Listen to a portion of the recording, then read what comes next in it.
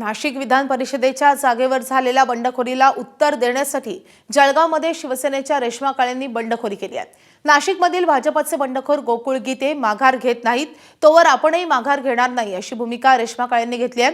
दरम्यान आज शिवसेनेचे नेते आणि खासदार श्रीकांत शिंदे आणि रेश्मा काळेंची भेट होण्याची शक्यता आहे। श्रीकांत शिंदे सध्या जळगाव दौऱ्यावर आहेत। या दौऱ्यानिमित्त दोघांची भेट होण्याची शक्यता आहे। या भेटीत श्रीकांत शिंदे रेश्मा काळेंची समजूत काढणार का हे पाहणं महत्त्वाचं असेल।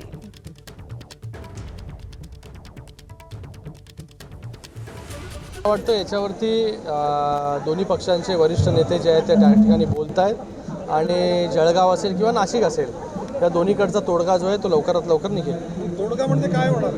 तोडगा म्हणजे महायुतीचे उमेदवार सगळीकडे निवडून येतील। ते लवकरात लवकर जो कोण कार्यकर्ता आहे, कार्यकर्ते बघा उत्साही असतात, कार्यकर्त्यांना जे हे वाटत असतं की आपण निवडणुकी लढली पाहिजे, आपली ताकद आहे त्या ठिकाणी, पण अल्टिमेट निर्णय जो आहे हा पक्ष घेत असतो आणि ह्या दोन्ही जागेचा विषय नाशिक आणि जळगाव हा लवकरात लवकर समन्वयाने सुटेल। एबीपी माझा, उघडा डोळे बघा नीट।